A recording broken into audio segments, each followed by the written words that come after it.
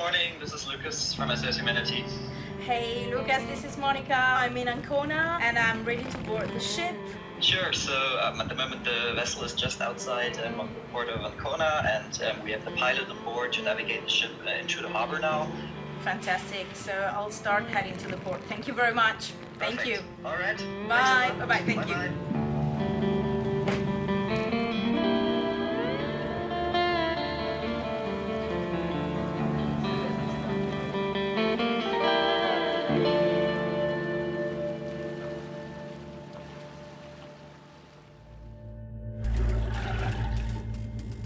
I have lived on Humanity 1 for 11 days.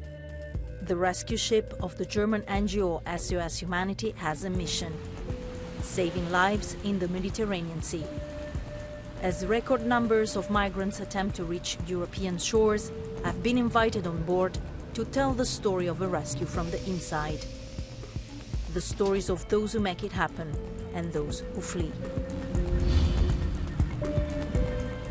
Basically, a safety tour is to provide you all the information that you need to keep safe on board, and also how to react in case that something happened. From day one on board, I'm thrown into intensive training. The crew had already been at sea for 2 weeks and I had to catch up. My first trainer, 25-year-old Mexican second mate Carolina, is a professional crew member. It's a lot of survival equipment. But 1/3 of my shipmates are volunteers, and like me, they quickly need to know every corner of this 60-meter-long vessel. We are not just shown how to stay safe on the ship. No matter what's your role on board, everybody, even the journalists, must be prepared to save a life. The main thing I want you to learn from today is good quality, uninterrupted chest compressions. How many times is that? 30 times I will 30 do. times. Yeah.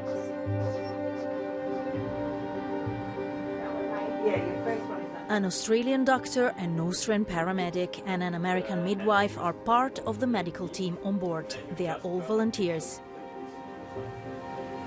There are 13 nationalities of highly skilled professionals on board, organized into 4 teams: the medical, the maritime, the communications and the care team. The latter makes sure that survivors aboard are assisted and protected. È dal 2015 che viaggio fra vari confini come volontaria all'inizio. Dopo l'esperienza di vari anni in Grecia, al confine con la Turchia, ho sentito il bisogno di capire un po' meglio anche il confine del Mediterraneo centrale, e come antropologa ritengo che sia veramente importante prendersi cura di queste persone in modo concreto. The first person I get to know well is Anne. She's always had my back. There might be my roommate inside. Hello, Hello. Monica. Hello, Anne. So, Anne is from Germany and she is our cultural mediator on board. Can you tell us what it is about? So a cultural mediator is mostly involved in all situations where the crew would need translations, or also in general for communication between the crew and the rescued people, but also between the survivors themselves. Humanity 1 would reach the search and rescue area south of Malta in 4 days. From the first day, we followed a tight schedule that would be strictly repeated. But still, every day on this journey couldn't have been more different.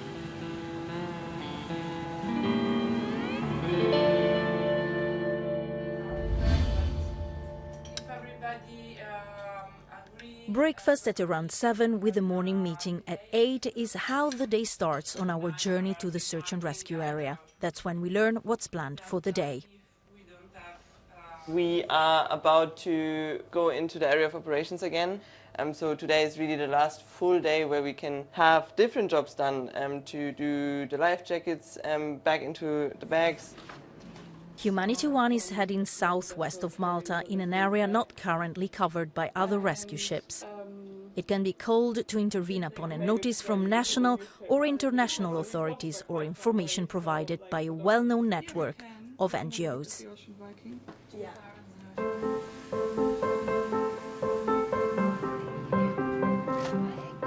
ahead of what's known as a state of readiness. When the ship alerts authorities that it is ready for rescue, preparation activities speed up. Là, on se prépare pour la seconde patrouille. Donc on est en train de réarmer tous les bateaux de secours. Stamattina sono lavori un po' più fisici perché stiamo preparando tutte le stazioni, diciamo, di ricerca e soccorso che abbiamo a bordo della nave, quindi tutti gli equipaggiamenti che ci servono per eventuali operazioni in zona di ricerca e soccorso. Viviana is the head of search and rescue operations. She decides how to plan the rescue, how to approach the boat in distress, and what equipment to employ. She is a seafarer and specializes in human rights at sea.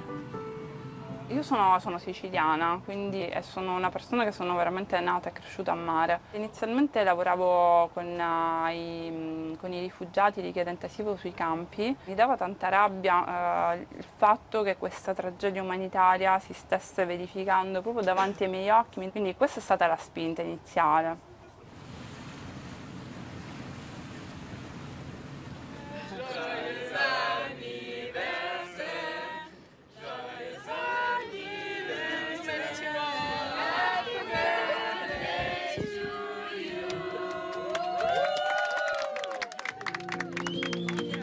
There's always a reward on board for the hard work. Tonight, it's the surprise celebration for the ship's first birthday with SOS Humanity.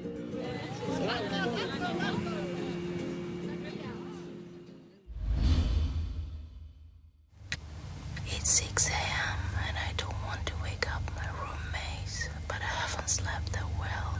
Last night it was the first one we could have had a rescue, and I wasn't very reassured if we had to, because it happens in pitch black.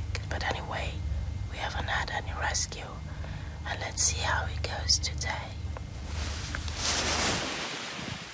5 days into our journey, we wake up navigating across the deadliest migration route towards Europe, the central Mediterranean route.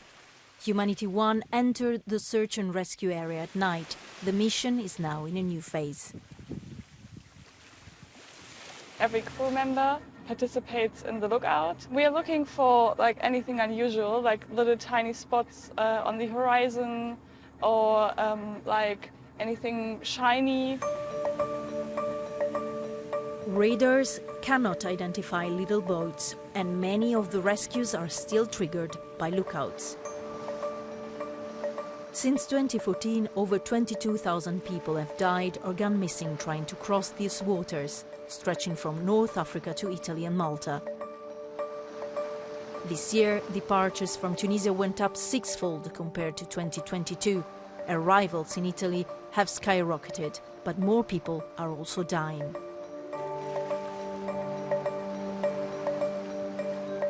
Since the beginning of the year, there has been already more than 2,000 people drowning in the Mediterranean Sea or that went missing, which is a number that we have not seen since 2017. Every week, 11 children drown while trying to cross the central Mediterranean Sea.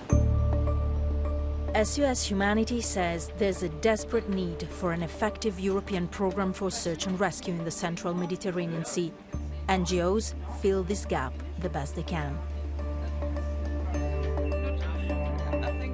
So it shouldn't be a question like why we need those NGO ships. It should be a question how can we bring as many ships as possible into the area. But this is not happening, and rescue operations in the central Mediterranean suffered yet another blow in January. The Italian government imposed a new code of conduct on NGOs.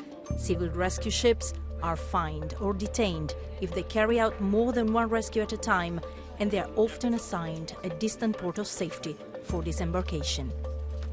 NGO ships are sent far north to northern Italy, sometimes to ports 1,400, 1,600 kilometers away, which keeps us out of the area of operation for days on end, which doesn't make any sense because we know from the Italian Coast Guard that they are overwhelmed. We know that there are numbers of departures rising. So why are we kept away from the area of operation where we could help as a well-equipped rescue ship? The hours go by. The team is ready, but nothing happens. Anything? No ships, no other ships, no fishing gear. 1 or 2 birds, that's all. The first day of lookout ends with no rescue and a growing frustration among the crew, worried that the mission might end without a rescue.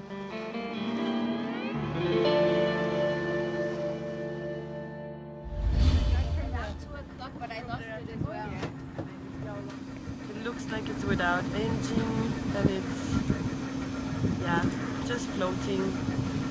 It's quite sad. Small wooden boats keep appearing on the horizon on our second day of lookout. There is something sinister about it. They're all empty, abandoned to the elements. It can be that the boats were intercepted and that the people were forced back into the country where they tried to flee from. It can also happen, of course, that a boat has capsized and that people vanished, so we don't know in the end what happened. Humanity 1 keeps on navigating international waters near the Tunisian coast for the whole day. There are signs suggesting grim scenarios all around, but no boats in distress. The crew is increasingly convinced there won't be any rescue.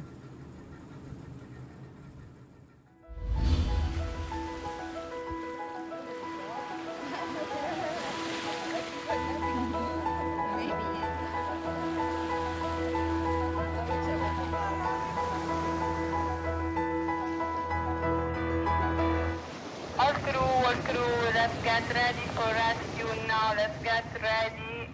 We have just received the call for rescue and everything went really fast. Everybody was ready in minutes and we were ready to go.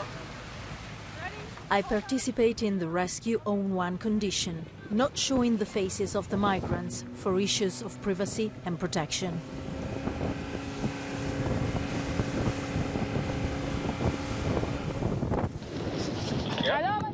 You speak English?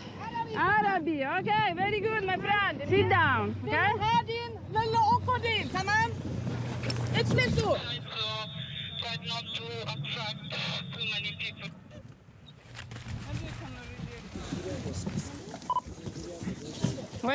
Wait. No, my friend, sit down, everybody. Sit down, okay? Sit down, please. Very good. Okay, you come.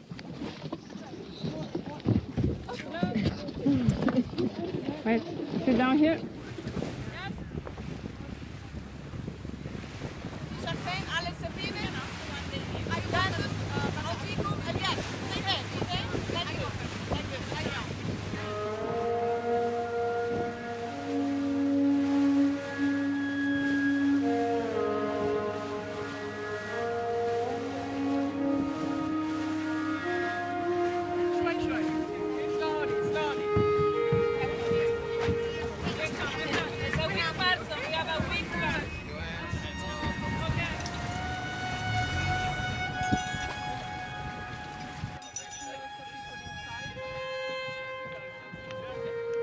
We marked the boat with a date and the name of our ship. So that it can be seen from above, right? Especially from the airplane that do search and rescue. They know that it was rescued by us and it was not an interception. Inside there is high risk to inhale fuel and suffocation, and also the risk that they take water, so they can drown also inside. Sometimes it happens to find dead bodies inside the low deck.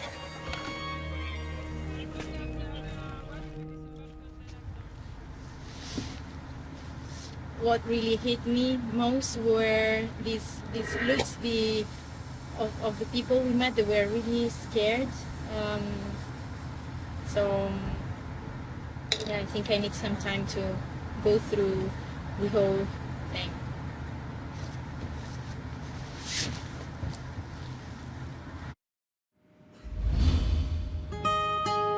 There are 57 survivors on board, all men, mainly from Bangladesh.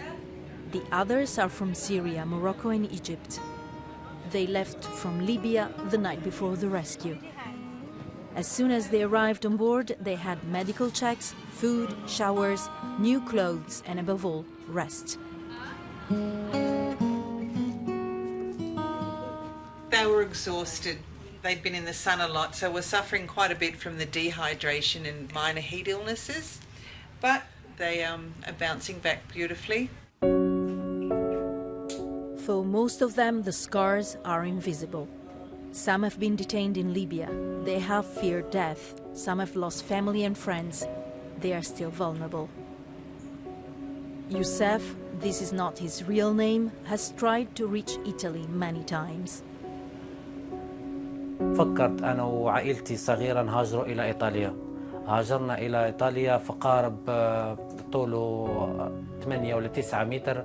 شوية بيننا سكاطلة ليبية جاية. ميليشيات يجيو ما يرحموش، يجيو يضربوا لك القارب، يردك لليبيا ويديك المقر اللجوء، سجن. This time Youssef left his wife and his children in Libya. الفلوس قليل، جيت بروحي أنا. باش أنا نجي لإيطاليا نخدم على حالي ونفكر أنا نجيبهم من ليبيا نجيبهم معايا لإيطاليا، حيث ما نقدرش نديهم قارب الموت، قارب الموت صعب. There are many like Youssef on board, many like Youssef still in Libya, in Tunisia or Bangladesh and all the countries they flee from. The crew tries to support them as much as they can. Come ti chiami? Sono Carla. Carla specializes in ethnic psychology. She studied for 11 years to become a volunteer psychologist for migrants. Her day-to-day job is in marketing. Quello che si fa all'inizio è proprio il primo intervento psicologico che serve a stabilizzarli proprio per evitare un disturbo post-traumatico che può avvenire nei giorni successivi, possono iniziare a subentrare flashback, perché mentre il migrante è in migrazione pensa all'obiettivo principale che è quello di salvarsi, l'obiettivo di arrivare e non ha tempo appunto di focalizzarsi su quello che ha vissuto. This is the last of 4 days on board for survivors. Today, Sara, the protection officer, gives them information about their rights once in Italy and how to apply for asylum. In Europa, in Italia, ad oggi non esiste una legge che tuteli un certo tipo di migrazione, che è la migrazione di povertà, la cosiddetta migrazione economica, ma anche la migrazione climatica, cioè le persone che lasciano il proprio paese perché non possono, per esempio, coltivare il loro terreno per via di siccità, e quindi queste persone spesso non sono tutelate e spesso ricevono un rigetto alla loro richiesta d'asilo. After so many days at sea, we can finally see the coast. By tradition, the crew invites survivors to enjoy the view on the bow. Tomorrow it will be a big day for everybody.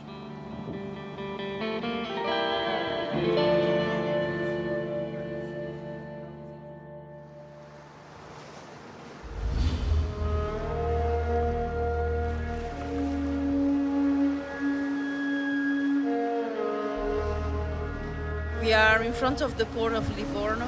We are waiting for the pilot to escort us in. It's very weird to see all these ships around and to see the land after so many days at sea. It even smells different. I can't even explain. We traveled for 4 days across 1,000 kilometers from the rescue location to the port of safety. In Europe, discussions about migrants often revolve around numbers. How many arrive, how many die. To me, they were only people carrying heavy burdens. Some have traveled for years to get to this point.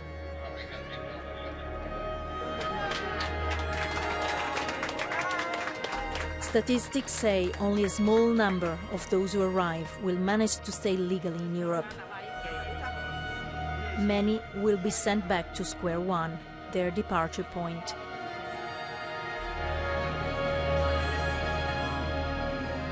Humanity One is ready to leave again to rescue other migrants fleeing from poverty, wars and desperation, a never-ending cycle.